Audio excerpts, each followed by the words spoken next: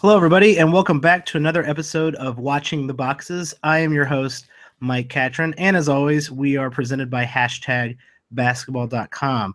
We are back after a long Christmas break due to a vacation and technical difficulties with a specific router screwing up my life. But we kind of retooled. We looked at the format we had with doing box scores and decided you should probably know how to read the box scores by now, a couple months into the season. So I am joined by hashtag basketball's very own Tyler Watts. Tyler, how's it going? Oh, it's going great, Mike. How are you, man? I'm doing pretty good. I'm glad I'm not talking to myself. I have someone to talk to. That's way nicer. Now two people can sound crazy talking about fantasy basketball. Oh, I always sound crazy talking about fantasy basketball, so no worries there. Perfect. So we've been talking about like doing a different little format, just trying something else out because the box scores it works, but there is a market for that. Some people are doing it every single day and they're really good at it. And I was trying to say maybe bring maybe a different perspective, do less shows per week, but talk about more strategy, talk a little bit more about trends people are seeing, and maybe get into more specifics. So like maybe talking about waiver wire pickups or trades that are happening in leagues or taking questions from random listeners. And so that's why I brought Tyler in, because it would sound weird if I was trying to convince myself to trade for someone. Also, Tyler knows what he's talking about. He is formerly from the Daily Fantasy Basketball Podcast, where I originally was a guest co-host on. But Tyler's been doing a lot of writing on hashtag basketball. Tyler, where can we find you on Twitter? You can find me on Twitter at Watsy4444. So that's my last name with a Y and then 4 number 4s. 4 number 4s. That won't be confusing for anyone. Oh, they'll figure it out. Yeah, it's not that hard. Also, you can probably search Tyler Watts in Twitter. There probably is other Tyler Watts. There's only one talking about fantasy basketball. That's right. You'll find it. Don't worry. All right, perfect. Let's go ahead and get started because there's actually some strange news out there, but we'll get to that in a second. The big news around the NBA coming into this week was the trade of Kyle Korver from Atlanta to the Cavs. Do you see this affecting the Cavs rotation at all? Let's start with with how this would affect the Cavs first. Well, I mean, obviously, I think that Korver kind of fills that J.R. Smith role a little bit. You know, he's definitely going to get some minutes here. I'm interested to see what you think of him just from a fantasy perspective. Just, obviously, those numbers are kind of going down slowly and slowly and slowly. So I'll let you riff about that for a second. Yeah, I've actually been always a real big fan of Kyle Korver, simply because he's always a guy that's kind of overlooked, and he would go later in drafts, but then he was, a 3-point specialist, and back in the day when 2.5 threes was a lot of threes, and now that's like standard threes. So the league has kind of changed around and lowered his value in the first place, but Kyle Korver is actually pretty good at getting the occasional steal, the occasional block, some decent rebounds. He's not a pure 3-point specialist. He's a very good roto player. Now, I understand why head-to-head guys would not be as interested in Kyle Korver, simply because what he's good at is taking select shots and hitting threes and never turning the ball over while adding to your little categories. And over the last over last year, he kind of fell off. He'd been falling off a little bit before that, but he really kind of hit a wall last year. He is 35 years old. And this year he really hasn't been kind of borderline. I call it he's kind of on the cusp there. He's in the drop zone where maybe he's on a team, maybe he's not on a team in a 10 to 12 league team league. And this year I think he's been kind of someone who isn't owned in a majority of leagues, or has been on and off the waiver wire depending on people's needs for 3-pointers.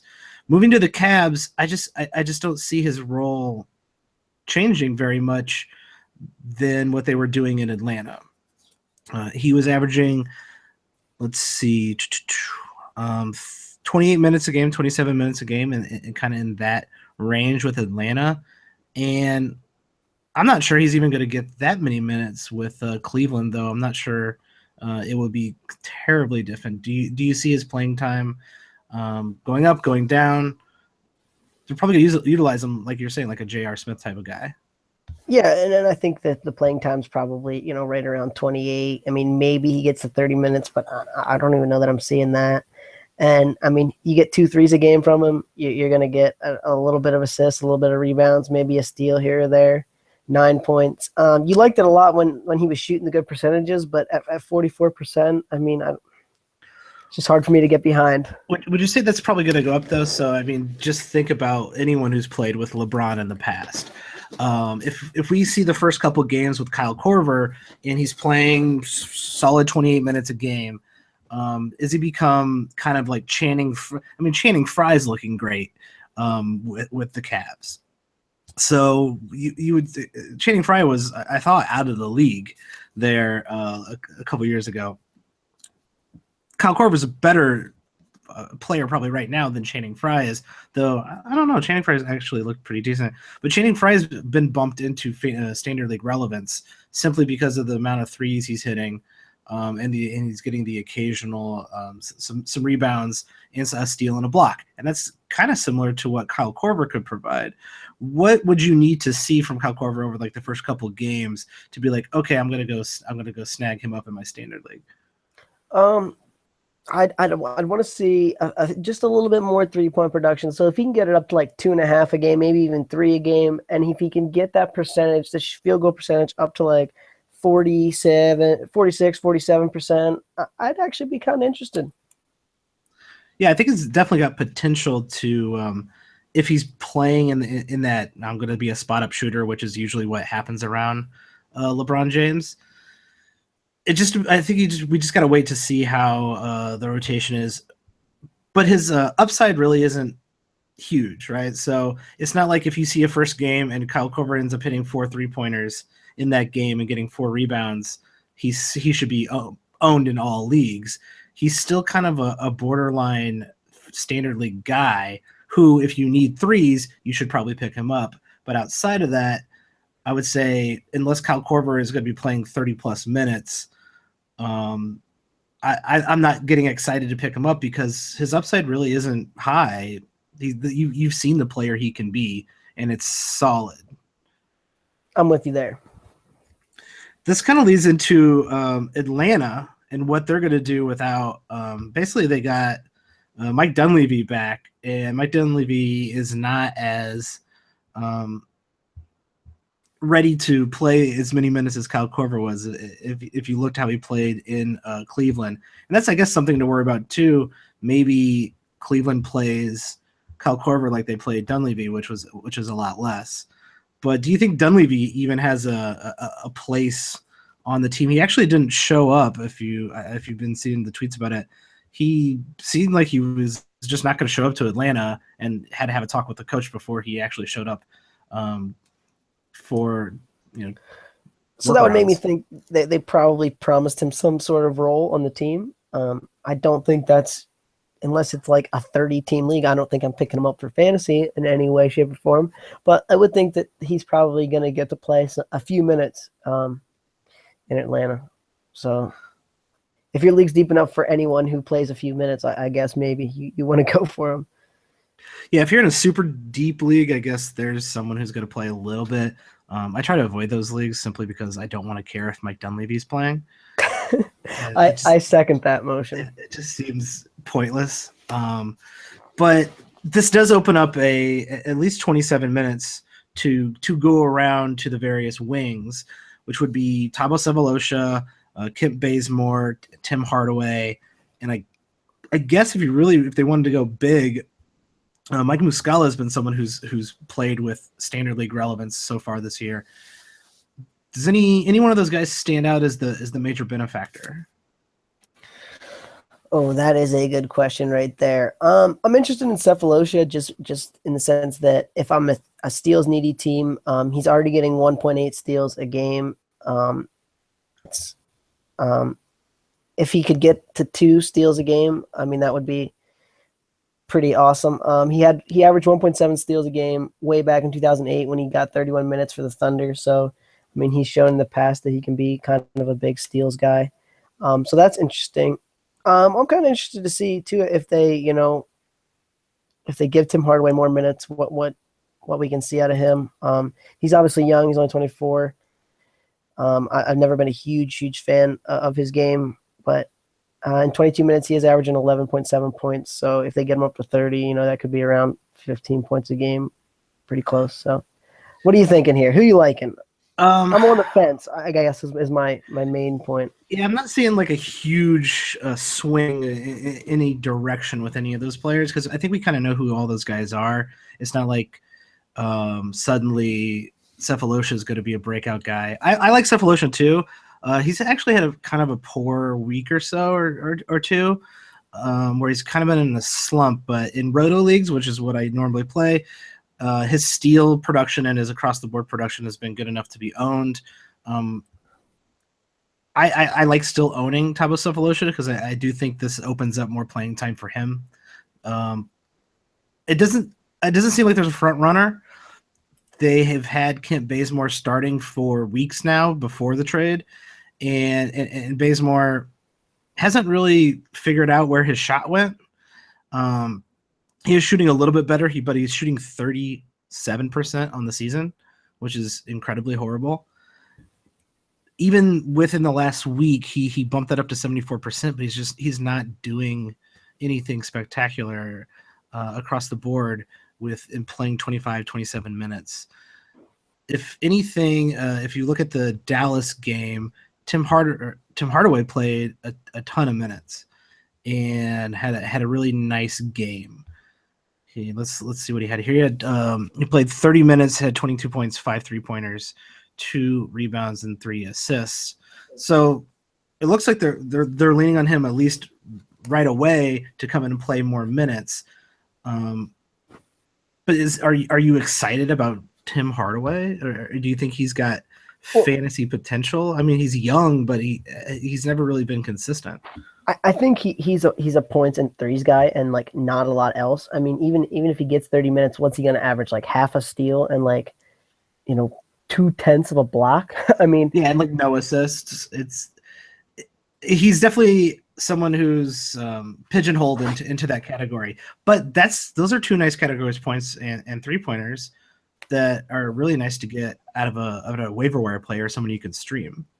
Right, so that's kind of what I would be using him for. Is if I do see him getting the minutes, I'm probably going to be kind of streaming him on and off just to get a few points. Maybe he's the last guy on my bench that I keep a hold of, but I don't really see any more relevance for him than that. Yeah, sadly, I like him more than Bazemore. Bazemore's just having a really bad year, and I don't know if he's getting out. I don't know if there's any chance of him getting out of it, and with his percentages being so terrible and not contributing hardly anywhere else, I don't know how you can roster Bazemore. Even if Bazemore goes from playing 24 minutes a game to 30 minutes a game, I'm not seeing a huge production rise out of him. I guess I would watch him just to see what happens, but I don't see it likely anyone really benefiting enough to significantly move up in the rankings on the Atlanta just because Kyle Korver's gone. Yeah, I'm with you there. So that leads kind of into Atlanta's other trade that's kind of been floating around is Millsap moving. We've heard that Millsap has been shopped around the league, and then recently the Atlanta Hawks came out and said Millsap is no longer available for a trade. Does that make any sense? Well, I think we both know what that is, right? I mean, that's the whole, we're not getting what we want, so we're saying he's not available, hoping someone ups the offer to give us what we want, right? It seems completely pointless because everyone is aware of the situation. Everyone is aware that Millsap is a free agent next year, that he's going to look for other areas, and that they either can get something for nothing or nothing. It's up to them. And if Atlanta wants to be stubborn enough to be like, all right, Millsap, we want you to play out the rest of the year, and then you can walk for nothing, then how is that punishing any other team other than they can't have him right now? So I still think Millsap's perfectly available for a trade. Oh, I'm totally 100% behind you on that. Do you what's your? This is kind of stupid to speculate if he's going to get traded or not. But if he did get traded, who on Atlanta is the prime suspect to bump up in fantasy value? Um, I like to think it's Mike Muscala, right? I mean, but oh god, betting on Mike Muscala sometimes is just a very bad decision. But um, It might not be the best I'm decision, interested but in what you think. if they have nowhere else to go, let's say if they're like in full tank mode, they got nothing else to do, and they're going like, all right, let's roll Muscala out there and play him 30 minutes a game. I think Muscala is fantasy relevant. If you look at his per 36, which is not the best way to figure out what would happen if he started, but a decent way just to see how it would extrapolate into a starting role. And that doesn't always translate. Sometimes, like, years ago, Brandon Wright, everyone was like, man, if he just played starters minutes, he'd be great. And then he somehow played starters minutes and averaged the exact same he was averaging playing 18 minutes a game. It's a very strange thing that happened. But if you look at Muscala's 36, he's hitting threes, he's getting steals, he is able to pull down a decent amount of rebounds. He's not a negative at assists for a big man, and he's getting a steal and a block a game is something that could be possible out of Mike Muscala in a starter's role. I don't see why he wouldn't be standard league relevant if he played 30 minutes and the Atlanta Hawks said, yeah, we're gonna roll with you. We're just gonna let you play with Dwight Howard. I am very much a closet Mike Muscala fan. He went to college just a few minutes down the road from where I live. So I've actually known about this guy for quite a long time. Following him around. Yeah, I've been his dorm. following around for years, and I think that the great thing about him is he's very efficient and he shoots threes. I mean, he shoots a real good field goal percentage and he can make some threes. He just does a little bit of everything, which is always something you like in a fantasy guy. Yeah, his free throws aren't terrible. 76% isn't bad at all for a center. It's not great, but it's one of those. You take what you can get. It's not like it's Dwight Howard bad, or even Kent Bazemore bad. So, I think if you see Millsap, if you get the Twitter alert that Millsap has been traded, just go pick up Mike Muscala, no matter what league you're in. I'll second that. Other news in the NBA today. I'm going to go right to Twitter. This is breaking news. No one knows where Derrick Rose is, and this might be one of the weirder stories or weirder things that's happened in the NBA, and maybe in a little bit. Derrick Rose came to shoot around and then left the arena, left Madison Square Garden, and nobody knows where he is. There has not been a statement released, and the latest tweet is from Howard Beck, who said Joakim Noah spoke to Rose after the game and said he's okay, did not elaborate. Porzingis and said he didn't know where Rose was. He was worried. So did another Knicks player. What are you making of this? And what's I mean, it's probably too soon to say what's going on, but he somewhat out a few games. Do you see any fantasy impact from this whole ordeal? The first thing I want to know is how does a famous NBA player just disappear? Yeah, no one knows where he is. I mean, this just doesn't seem like it's possible, does it? At first it seemed like very funny and absurd, but then the longer it went on, the more like, I guess, like serious it felt. With like, oh, is something really wrong here? Is he missing? Is he gone? And if you were an agent of a player who suddenly didn't just disappeared from a game, wouldn't you want to put out a statement that would basically stop the obvious negative press, because the press always kills Derrick Rose for better or worse, usually for worse, and get ahead of that so you don't have this. I mean, people are piling on Derrick Rose right now, how he's missing. This is now trending, I think, above, at least on my Twitter, was trending above the national championship game. So that's an issue, I think, if you are a manager or an agent. Not that we can get into a 2-hour-long discussion about what I think about the management for Derrick Rose, but it's incredibly strange that this has happened. I don't know. Let's say the Knicks say, well, you still can't do this. You're out for a week. Are you going to go pick up Brandon Jennings? Oh, of course I'm going to pick up Brandon Jennings. I mean, I think Jennings just offers a good number of assists that are super hard to find on a waiver wire. Usually when he starts, I mean, he can get you 10 or 15 points. He can get you a handful of assists, handful of rebounds, usually get you a steal or two. Hits a couple 3-pointers. You know, I just think it's definitely worth the shot on Brandon Jennings. Even right now, before Rose gets suspended, and if nothing comes of it, then, you know, you just drop Jennings and pick up somebody else. Yeah, he's a fantastic streamer in any league, any head-to-head league for sure. And I kind of like having him. So if you're in a bigger roto league, having him on the bottom of your bench, you need some assists, you put him in. You kind of rotate him in and out with some utility players. Tonight, he started for the Knicks. 20 points, 4 3-pointers, 5 rebounds, 4 assists, 2 steals. Shot 57%, which is not normal for Brandon Jennings, but he is capable. He is capable of doing that. He's had better nights than that, even coming off the bench, surprisingly. So yeah, with just this news right away, I would add him in most leagues, unless you're in a kind of a shallow roto league. I'd add him in most leagues. Yeah, I'm with you there. Did you see this Rhodes report that supposedly Rose is mad because they played Ron Baker over him in the fourth quarter of that game on Friday night against Milwaukee? Well, I think that's fair. Who the hell wants Ron Baker to play over them in the league? I'm not even mad now. I was actually going to say, I bet you half the people listening to this podcast don't even know who Ron Baker is. I don't know if I could pick him out in a lineup.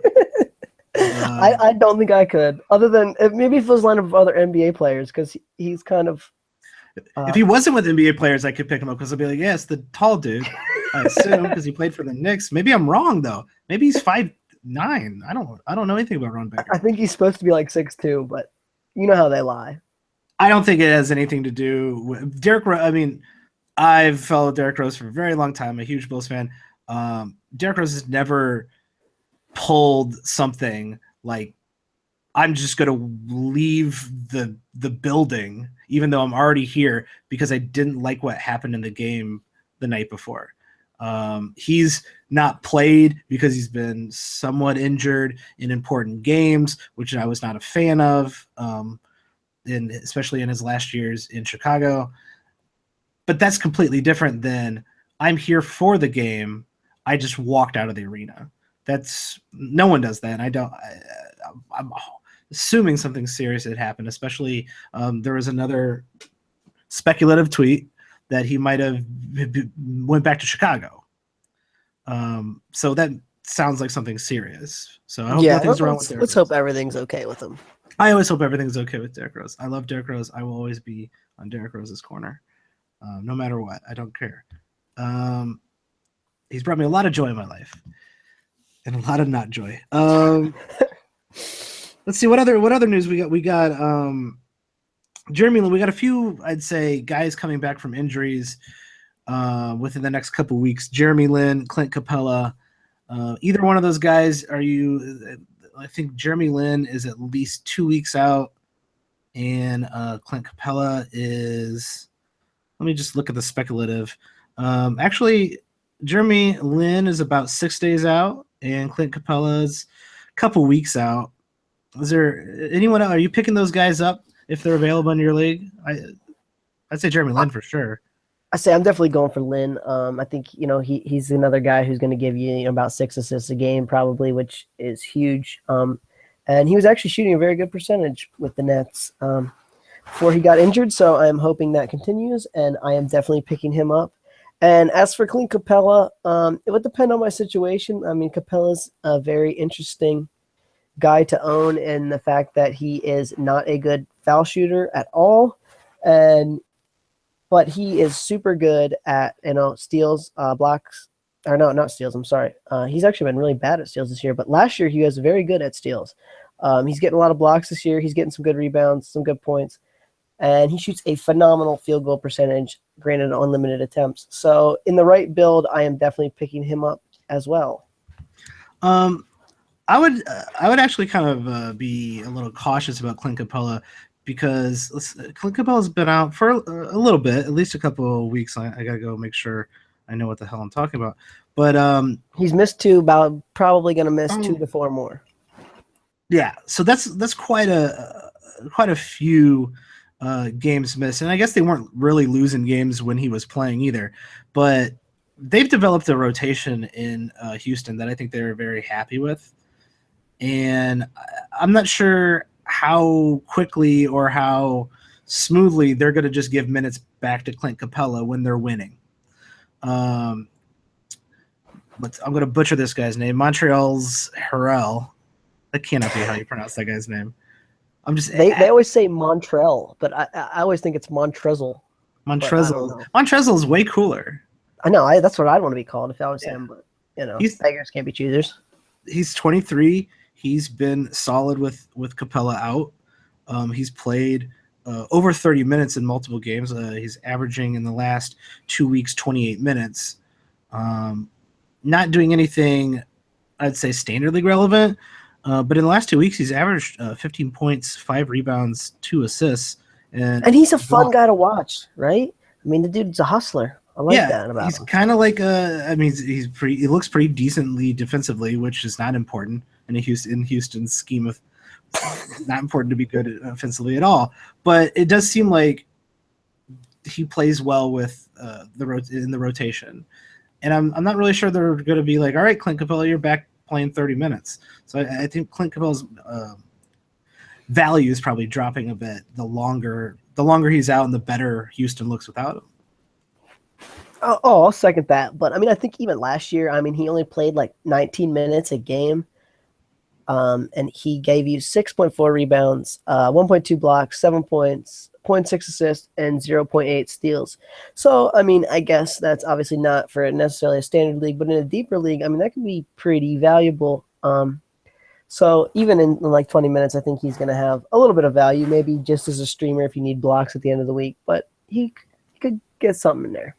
Yeah, if you're a roto league, he's a little bit more attractive as well, because if you're into the turnovers and the percentages, at least the field goal percentages, his free throw is actually shooting his best free throw percentage of his career at 44% this year. So that's embarrassing. He should try the underhand shot or something. So mix it up a little bit. If anyone hasn't gone out, and I don't know if you've seen, have you listened to the Malcolm Gladwell underhand free throw podcast? I have not. That is not what it's called. I was going to say, I thought maybe you were making that Malcolm Gladwell underhand free throw. I wish that was. I would listen to that podcast 100%. Malcolm Gladwell had a series of revisionist history where he's like, we remember these things from history, but let's go back and look at them, analytically and just determine what actually happened. And he's got one on when Wilt Chamberlain, he shot underhand free throws. It was his best scoring season ever.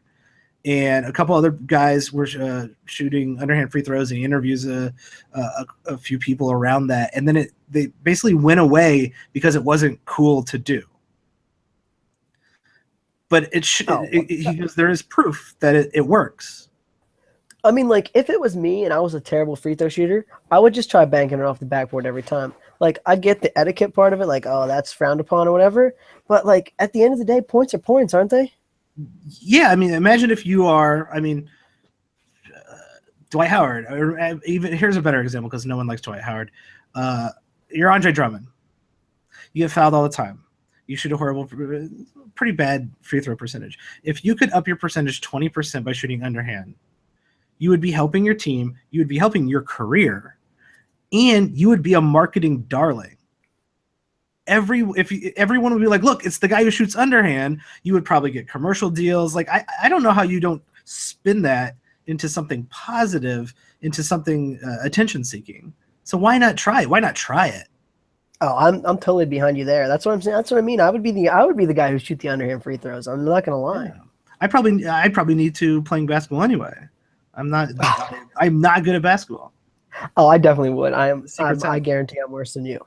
We'll play 1-on-1 sometime. We'll play to 10. It'll last 2 days. 2 weeks maybe. Oh God. So we're gonna try some. There's not a ton of other news going out there. We're gonna try some segments, everyone. So watch out. We are looking at basically stuff going on around the league and stuff that people might be interested in. One of our first segments is basically trends. What are you seeing around the league? We're going to try to, instead of saying every day like, oh look, Ryan Anderson hit some threes today. That's not very interesting. And what's more interesting to say, hey, Ryan Anderson is playing a bigger role in Houston's offense, and I actually think he's trending up, or I think he's hitting more three-pointers. Therefore, he will be better in the offense as Clint Capella's out. That's more interesting when it comes to fantasy than look tonight. Ryan Anderson hit 4 3-pointers. Congratulations. And so we're going to just bring trends to the table and, riff on them until you are tired of listening to it. So, Tyler, what trends have you been seeing? Something interesting player, interesting team, anything that you're kind of following out of the corner of your eye with your fantasy leagues? I will admit one thing I have been following is Mr. Marcus Smart. Now, Mr. Marcus Smart is a very interesting man in the sense that he does not score a great deal of points. And some people instantly say, well, okay, he's not for me in fantasy, as outlined by his 20% ownership in ESPN leagues. But this dude, I think he might be worth owning. He's going to get you some good steal numbers. He's averaged 1.5 steals in both his first 2 years in only 27 minutes. So 1.5 steals a game, which is pretty good. He's going to get you like 4 rebounds. He's going to get you like 4 assists. He's going to get you like 1.5 threes. I think I really like this guy. What are you thinking about Marcus Smart? I've been more impressed because when I watch Boston games, for some reason Marcus Smart would hit 3-pointers, and I was like, why is he hitting so many 3-pointers? How is this possible? Because the knock on him was that he was not a good shooter, and for the year, he's still shooting under 40%, which is where he was the last couple years. But he's hitting a lot more threes than he has. He's hitting 1.3 threes a game, but in the last couple weeks, he's approaching 2 threes a game. He's definitely on the uprise here. And that's started making me, okay, well, if he's hitting threes, maybe he's becoming a better shooter. Maybe that means his value is going up because more threes just means more value. He's 22. He's got a lot of room to grow. I think he should be on anyone's radar for sure. But with Boston, that's a really crowded backcourt. Isaiah and Avery Bradley are definitely going to start, period. You do have their ability to go big and small. So sometimes they play Marcus Smart at the 3. Sometimes they play Jay Crowder at the 3. And then you also have Jaylen Brown, who in stretches looks really, really good. I think Jaylen Brown, even though his minutes have kind of died off, he's shown, spurts of kind of being a very good NBA player at some point. So I'll second that motion. And in the long term, I guess we are talking about just this year. I don't think I'm worried about Jaylen Brown taking a bunch of Marcus Smart's minutes. But let's say if you're in a keeper league, is Marcus Smart worth holding on to? Ooh, now that's a good question. I was not thinking much about that, but I kind of think that Jaylen Brown maybe takes the role of Jay Crowder a little bit, and Marcus Smart plays a similar role to what he does now. First off the bench, first guard, kind of playing a 2, playing a 3, playing a 1, whatever they actually need. Yeah. Okay. I think you've seen him playing that role so far. So you're saying in the long term, he's still got that same role. No big deal. I think that they realize that, and rightly so, that Isaiah Thomas and Avery Bradley are kind of their 2 starters, and I think that this is their kind of sixth man, whatever you want to call that role. Yeah. Over the last 2 weeks, Marcus Smart's been averaging 30 minutes a game, and Jaylen Brown's been averaging 10. So I think for this year, nothing to worry about in keeper leagues. I'd kind of agree with you. I don't think it's much to worry about. Considering you probably got Marcus Smart late or not at all, and Jaylen Brown not at all in standard leagues, I would say Jaylen Brown's probably the better keeper. just to see what's going to happen to him. Just I think his potential is a little higher. But like I said, Marcus Smart is very young. Right, he's 22. Yeah, about to be 23 in like 2 months. And he's playing incredibly well over the last couple of weeks. And that's only because the shot's finally going in. Would you own him in a 10-team league? Head-to-head, Roto, both? In head-to-head, I think I would own him. In Roto, the field goal percentage is a little worrying. But I think if I had the right build, I could stake him on the end of the bench. I think of how well he's playing right now, I'd have to agree with you. His shot's going in a bit. He's getting more assists than usual. His steals have always been very good. And it's hard to come by, good steal guys, especially off the waiver wire. I totally agree there. So yeah, go out and pick up Marcus Smart. Why not? This is something I do talk about often, and I think you agree with it. Is that you should always have room on your team to pick somebody up. Oh yeah, no doubt. You should have at least 2, if not more, players on your team that you're like, yeah, I could just drop this guy anytime, anywhere. No one cares. Oh yeah, because you never know who's going to come available, who's going to get a different role because someone gets injured, who's going to get traded and maybe get 30 minutes a night. And you want to be the guy owning that person. You don't want to be the guy going, oh, I can't believe my buddy got him and now I'm losing the league. Yeah, you don't want to miss out on Otto Porter or Draymond Green a few years ago, which happened to a lot of people who had, oh man, I had the best draft ever. Well, it's like, yeah, but you won't drop Greg Monroe, who might be on your bench, and you had a really nice draft, but you missed out on Draymond Green, or you missed out on Otto Porter. I totally agree there. I fully believe that if you have a team where you go all the way down to your bench and they're all startable, they're all really good guys, you are doing yourself a disservice, and you should actually go out and trade. If you have a guy on your bench that could start on someone else's team, well, there's value there. Hey, that means you have value and somebody else needs. Go and trade with that person. Oh yeah, and those are the best kind of trades to make because you can make kind of a 2-for-1 there and get yourself a real stud, which is always the best thing to have in fantasy, right? Yeah, and I think either in this show or next show, probably next show, because we are going to try to do some hypothetical trades, because trades are the hardest thing to give advice to people on, I think, because it's like, all right, tell me the roster of your team, tell me the roster of the other guy's team, tell me your standings, tell me who's on the waiver wire. Now tell me the roster of 2 other people, and then I could give you a proper, and that's just a poor way of, that's the only proper way of giving good advice about a trade. Instead, I think we're going to try to approach it convince me to take X. What would I need to do for you to give me Steph Curry, or what needs to happen? And we can go through all the different scenarios, and hopefully that gives people a better idea of how to trade. Because I think I get a lot of questions about trades, and it's incredibly hard to answer without having a 2-hour discussion with the person, which I really don't want to do. No offense to you guys listening. Just attack the listeners. That's a good idea. I mean, I'm behind you in a big way, in the sense that, I don't really know what you need to get to win the championship. If your team already has 1 million threes and you're trading for a guy whose primary category is threes, like for example, a Klay Thompson, that's not really helping you as much as another player potentially would, even if that player is a worse player overall. Yeah. I mean, that's kind of I would say at least intermediate strategy, where year after year, it does seem like a lot of people are new to fantasy basketball.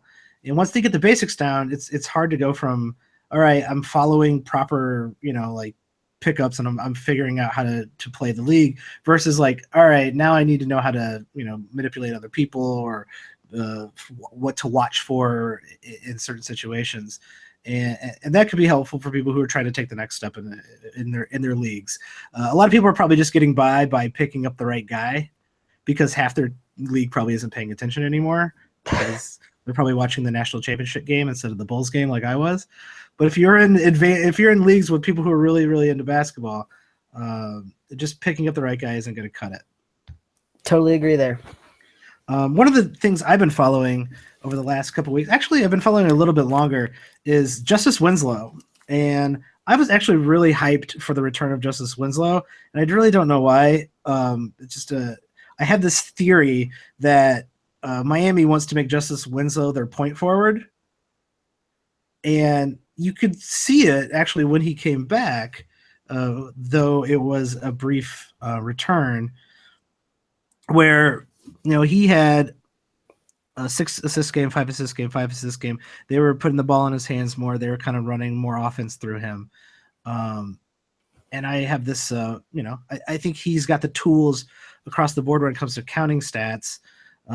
Steals. He has the ability to block every once in a while. Gets good rebounds. And he could get good assists. If he can get a shot down, this guy could actually be a fantasy stud. He's not. He's shooting absolutely horrible, and then he's now injured for the rest of the year. And so that kind of led me to saying, all right, well, now what's going to happen to Miami without Justice Winslow? And luckily, we've gotten at least already a picture of what they did without Justice Winslow already. But now we're talking about the rest of the year and what direction they're going to go in.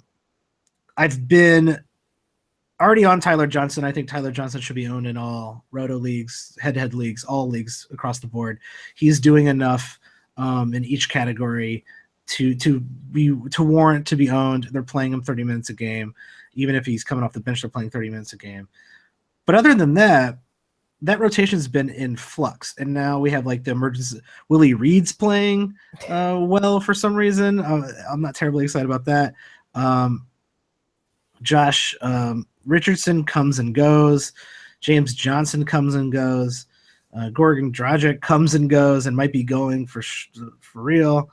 And then you got Hassan Whiteside, who's been weird. I don't know what to make of this Miami team. I really, really don't. What is your take on Miami without Justice Winslow? It makes me scratch my head.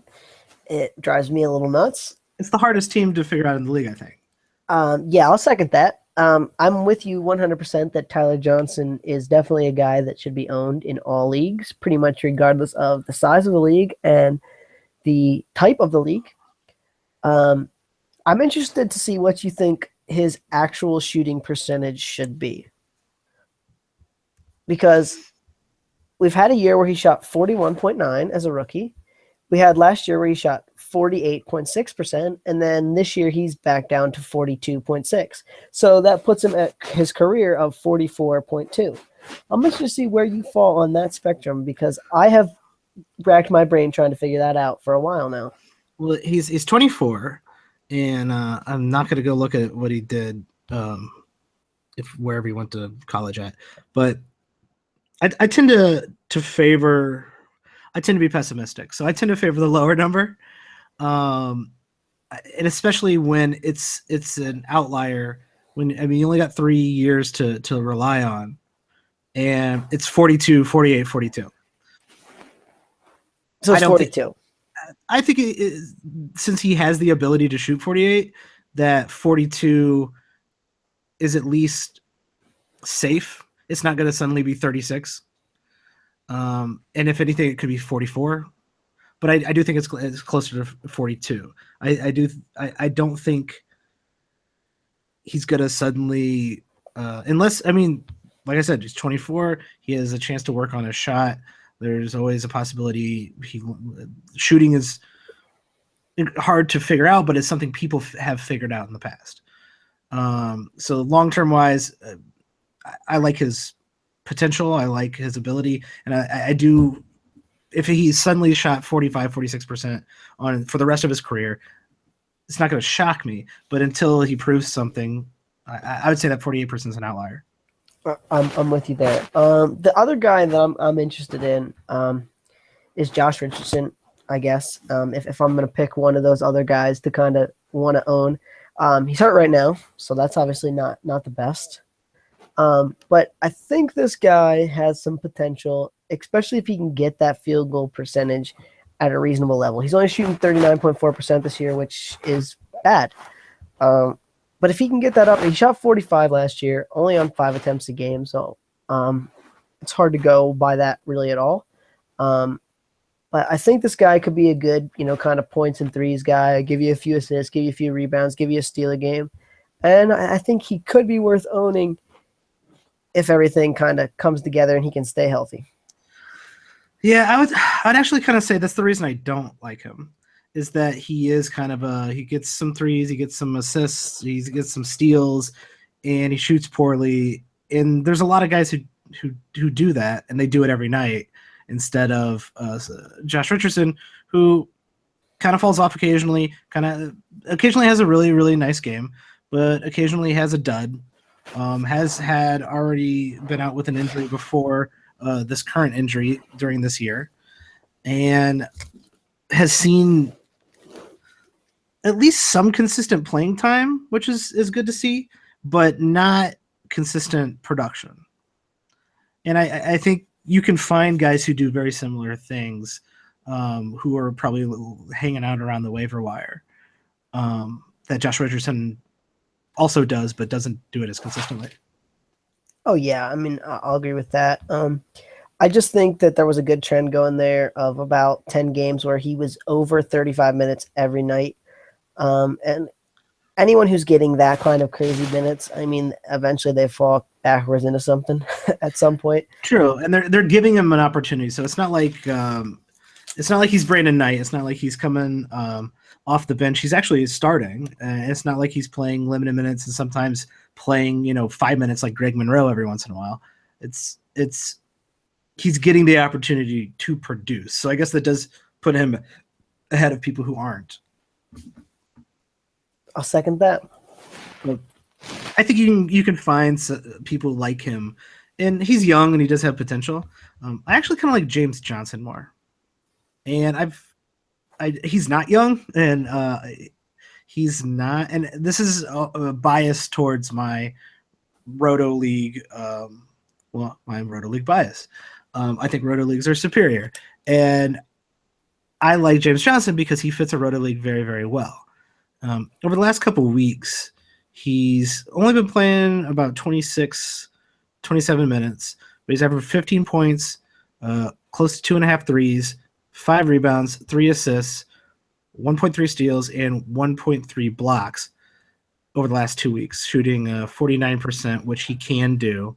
And his free throw percentage isn't great. And he's turned the ball over way too much. But I like James Johnson because it's much harder to find. So like you can find guys who shoot threes and get a rebound and some assists. James Johnson does that, and he gets over a steal and a block, or around a steal and a block a game, and that's not a fluke. James Johnson, when he plays heavier minutes, when he was in Memphis, when he's in Toronto, he does average around a steal and a block a game, and can average more than that when he's playing full starters minutes.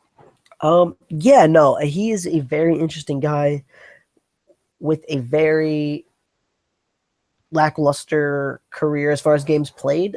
So that part worries me a little bit about owning him. But I agree with you. When he's healthy, he's stealing the block. Huge value in that. I mean, I could see picking him up and rostering him while he's out there playing. So I guess the negative there is if I go look at his minutes played, unlike Josh Richardson, he has had the occasional game where he plays 18 minutes, 17 minutes.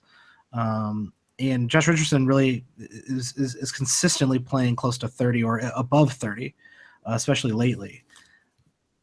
But I think that the ability to do something across the board, to me, outweighs Josh Richardson's playing time. Both of those guys I would throw into the same category as they're near the drop zone. Maybe you pick them up, maybe you don't. Oh, yeah, I'm totally with you there. They're not terribly exciting.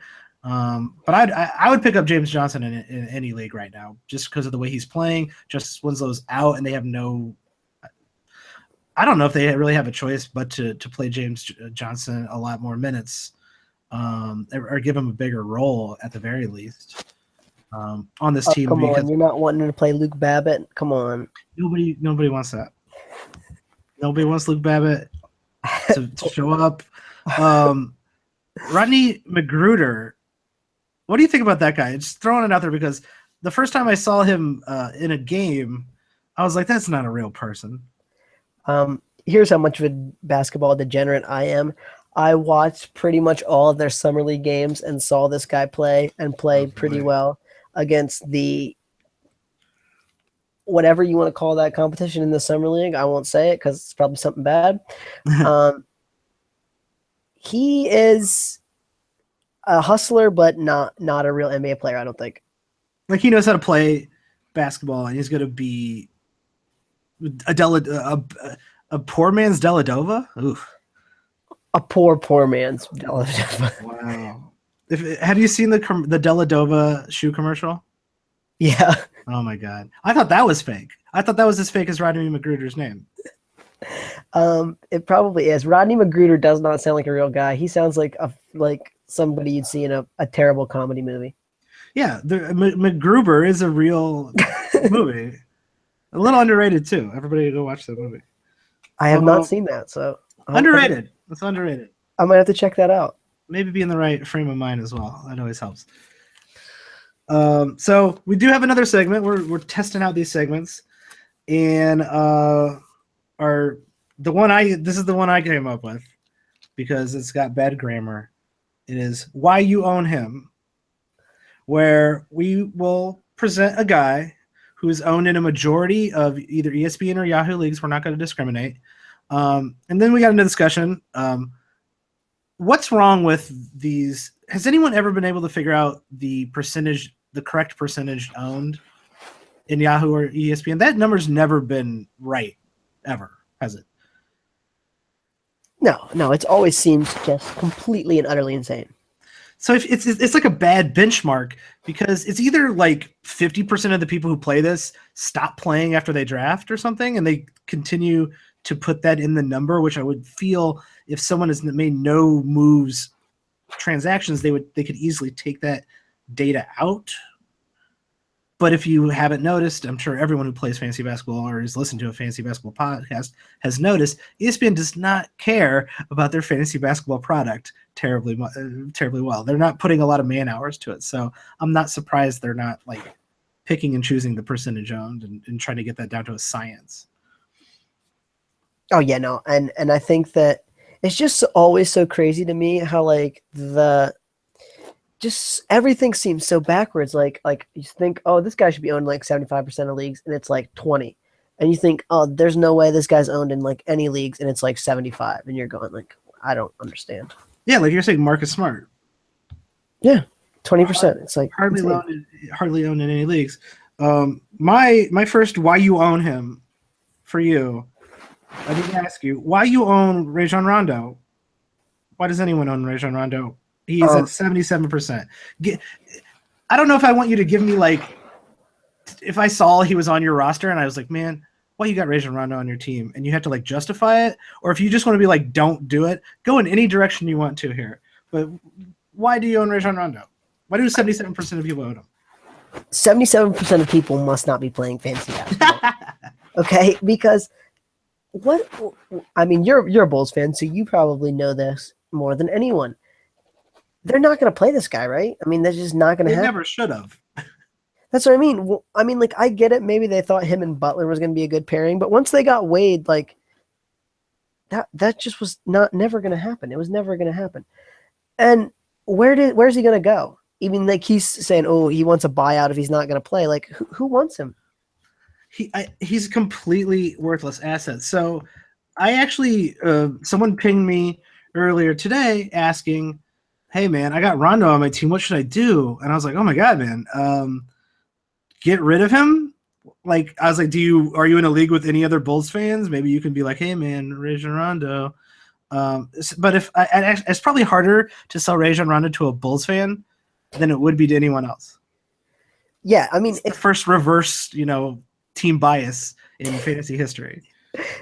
If you're going to sell Rondo, what you sell is this is a great assist guy, right? Because, I mean, he goes for assists to the detriment of his team.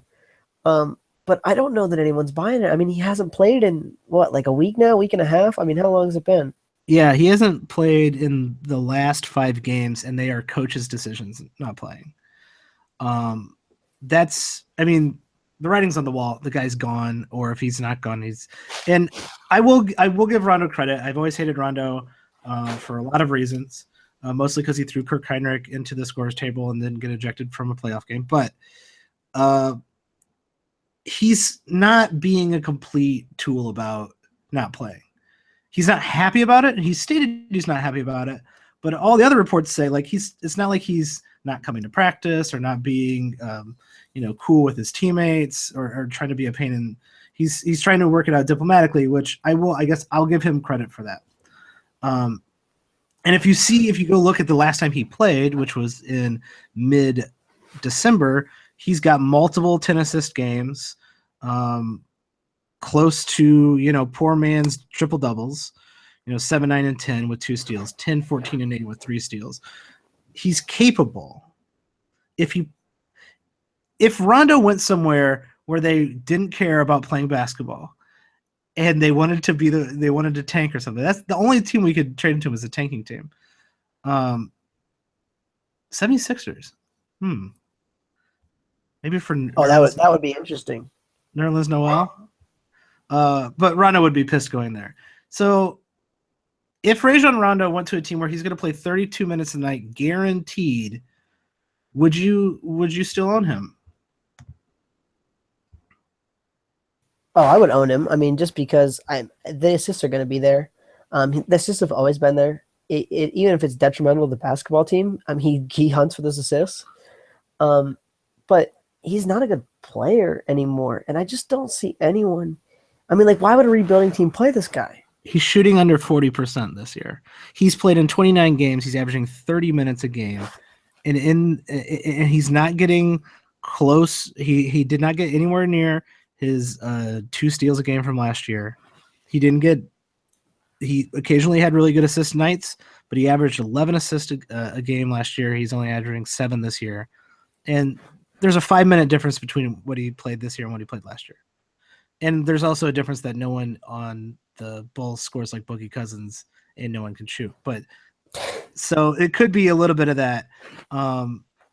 If he goes to Philly and plays 33 minutes, is he ownable in all standard leagues or just standard leagues where you just don't care about your points and free throws and turnovers? I mean, he's probably ownable in all just because he's going to get a boatload of assists, but I wouldn't be excited about owning him. I'm interested to see if he plays tomorrow. You think he plays tomorrow? No. No, even with Wade out? Even with Wade and Butler out, both. You still don't think they're going to play him at all? I don't think they should. He's not part of the future. I mean, that's kind of a cold thing to do, but I don't think they should. I was actually kind of excited to see the Bulls bench play tonight just to see what we have. Like, is Bobby Portis? Can Bobby Portis play a whole game? That'd be nice to know. I mean, he probably can, but give up 40 points. Best crazy eyes in the league, though. He does have the best crazy eyes. So for all those people who are waiting for Rondo to get traded, even though it's probably not going to happen, I guess that's the only reason you're holding on to Rondo. And that's the part of it, I guess, is my big point is I just don't see anywhere where he's going to get big minutes. Like, I don't see any team that will trade for him that's going to play him big minutes. And so I can't name one team. That's what I'm thinking. One. And so I just don't see any way you own this guy. The 2 teams that he might go to are teams he just left from and burned the bridge on the way out. Exactly. He's not going back to Dallas. He's not going back to Sacramento. I could see them needing a point guard. Yeah, I can't. Denver. I don't see that really. And Philly, like, I think they want to play Ben Simmons. I think Ben Simmons is going to come back at the end of this month, and they're going to want to let him be the point guard. So they're not trading for Rondo either. I don't think. You think Ben Simmons is going to come back this year? Oh yeah, I think Ben Simmons is going to play at the beginning of next month. If Ben Simmons is sitting around on a waiver wire in a 12-team league, worth holding on to in a roto league, I would or both do both roto and head to head. It's a little easier to hold on to somebody in roto. Yeah, in roto, I think I definitely would. In head to head, probably not quite yet, just because you're probably going to miss like about a month of production, and that can be a lot in a head to head lead. Now, maybe if I'm way ahead, like if I'm way in first, I might pick him up. Is that kind of your rule of thumb? If you got a lead, or if you're not too worried about missing some games, or if the talent's right. That's what I mean. I think he's a big enough talent that if you're ahead and you can afford to maybe miss a little bit of production in the short term, he's a big enough talent to make that pay off in the playoffs when you need it. It's gonna be a fun team next year. No. Oh yeah, they're That's already kind kind of of a fun team team to now. watch. Yeah. That's So what I who mean. So do you got for me for why you own him? The best segment of the new year. oh, this is a good segment. I will agree with that. All right. So why you own him? Owned in 62% of leagues. It's Brandon Knight. Oh. Why you owning Brandon Knight? Nostalgia. I mean, I don't know how anyone's owning Brandon Knight in a standard league, anything outside of like a 14-16 team league. I don't know how anyone's owning Brandon Knight this year. He's not playing on this team. He's not only is he not playing, it's like incredibly inconsistent, where he could play 28 minutes one night and play 8 minutes the next. It's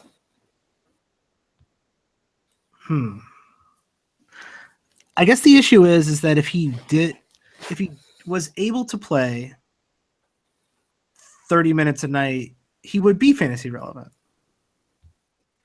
When he does play decent minutes, he is fantasy relevant. But no doubt. He's not fantasy relevant when he's stuck behind a bunch of other players on Phoenix who are better than him and who they'd rather see play and they'd rather get minutes for. I don't know why anyone's owning Brandon Knight unless they think he's going to get traded.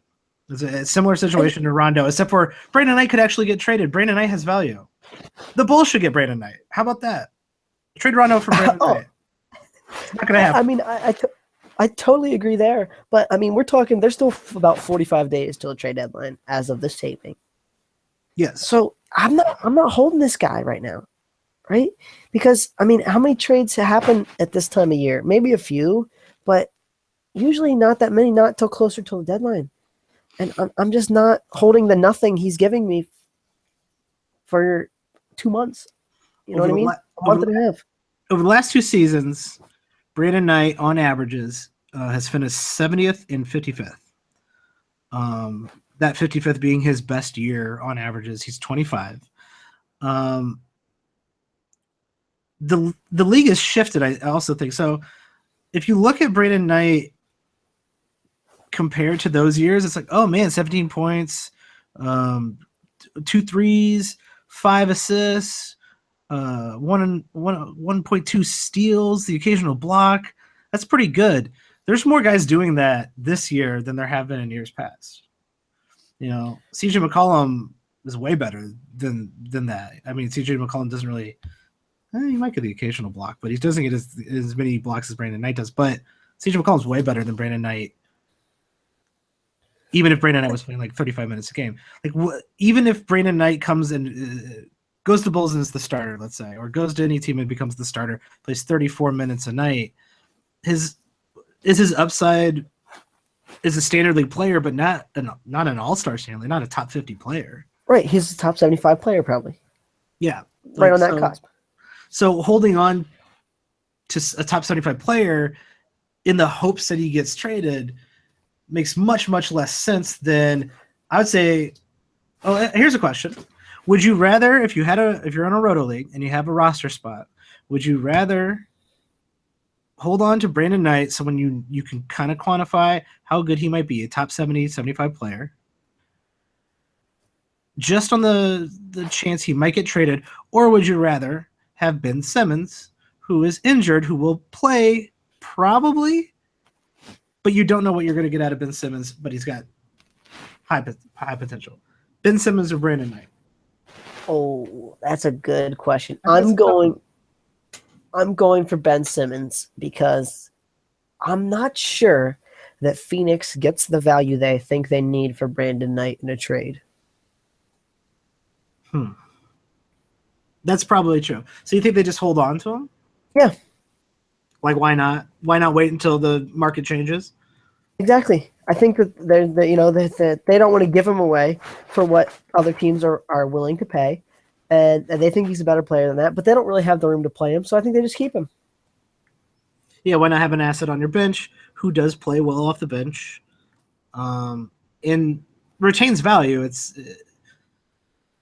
not like his value's good. He's 25. It's not like he's at the end of his ropes. Like, he's still got a lot of career left ahead of him, and you might get more value with him on the off season, depending on what's going on. Yeah, I mean, that's pure speculation by me. I mean, they might find the trade tomorrow, but that's just the way I'm looking at it. I would agree with you that there is a better chance of Ben Simmons playing this year than Brandon Knight getting traded. I would agree with you there. I disagree that Philly is going to be in any rush to get Ben Simmons 35 minutes a night, throw him out there, get him reps, get him to maximize his fantasy potential. And if there was an injury on the Suns, or if he gets traded, so if you put that, is there a more likely chance there's an injury or a trade? I'd say it's maybe closer to even than Ben Simmons playing plus 30 minutes a game, getting full fantasy value out of him. I don't know if you're going to get fantasy value out of a rookie. It's rare. It happens, but it's rare. Out of a rookie who's playing 25 minutes a game for a month or so. Oh yeah, I mean, I totally agree there. The Ben Simmons thing, I mean, just he looks like he may be a phenomenal player. Yes. And I'm gonna just kind of take the upside shot on that, just because I don't think Brandon Knight's ceiling is super, super high. Yeah, if you're in a keeper league, this is not a debate. But I think I would go with Brandon Knight simply because especially if I'm in a bigger league where guys who play 20 minutes matter, I'd go with Brandon Knight. But in a standard league, I don't think I would put either one of them at the end of my bench in a roto league. But if I had to choose between the two, I'd go with Brandon Knight simply because I know he is capable if he gets the shot. I don't know if Ben Simmons is capable, and I don't even know if Ben Simmons is going to get a full shot. All fair points. We'll agree to disagree. That was the greatest segment of the 2017 year. Why you own him?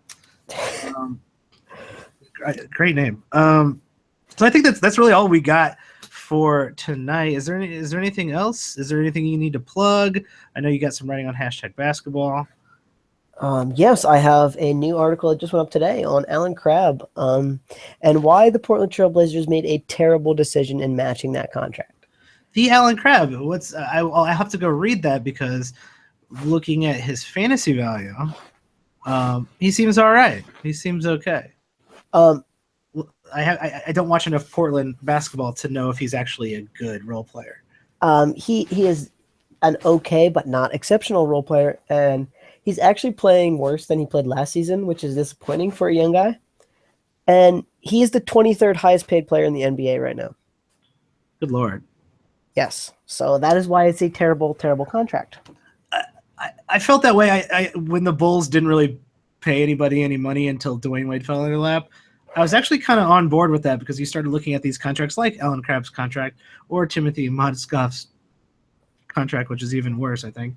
And it's just being like, I understand this is the new NBA and these players, I fully stand behind the fact that these players deserve this type of money. It's supply and demand. That's how unions work, and that's how, if you're the best NBA player in the world, you deserve to make the money that you would bring in from your talents. But a lot of these things were coming across way, way overpriced, even with the adjusted salary. And do you really want that much cap tied up in someone like Alan Crabb? And so if you want to find out more about Alan Crabb, go read Tyler's article on #basketball.com. Yeah, it's actually a really interesting article, and I think that you guys will find some very interesting hypotheses I made in it, just about his contract and why I think that it's really bad. Are you a huge Portland fan, or are you just hitting the beat? I am not a Portland fan at all, and yeah. I actually enjoy watching Portland play in the sense that they're the ultimate shootout team, right? Not much defense, a ton of offense. Yeah, and I kind of like some of the weird motion they run in their sets. It's refreshing because you can see it. Like if you watch enough of it, you're like, Oh, that was a cool little play that didn't make a lot of sense, but it worked. And I don't know if it's just working because Lillard and McCollum are so good. But it's refreshing after watching Thibodeau's offense and now watching Hoiberg's offense. It's cool to see people trying new things. Yeah, no, they're a very fun team to watch. So if you haven't seen Portland this year, I would recommend going out and checking them out a couple times. They're a very fun team. Have they been into town yet? I should probably look into that. I know Houston's coming up. Golden State's coming up. We got a nice little set of Houston Clippers and Golden State like in 2 weeks, in a 2-week span coming to Chicago. So that will be fun. Oh, that does sound like a great time. I'll probably sell one of those, make a little bit of money. Can't blame you there. Where can we find you on Twitter? You can find me on Twitter at Watsy4444. That's 4 4s, 4444, 4 4s. Trying to confuse everybody. Yes. And you can find me on Twitter at Watch the Boxes, all one word. I hate to throw you under the bus, but hit us up with fantasy questions. I mean, that's kind of why we're doing this. Feedback for the show, segments that you might want to hear about, questions that you have for us to answer. We'll answer them. We'll answer them on the podcast and maybe give you a shout out on your Twitter name. And if it's a hilarious Twitter name, you're definitely going to get a shout out. So no, I love answering questions on there. So hit me up anytime. I'll be on there answering them. There you go. Thanks for joining us, everybody. And we will be back later this week with some new segments. Have a good one, everybody.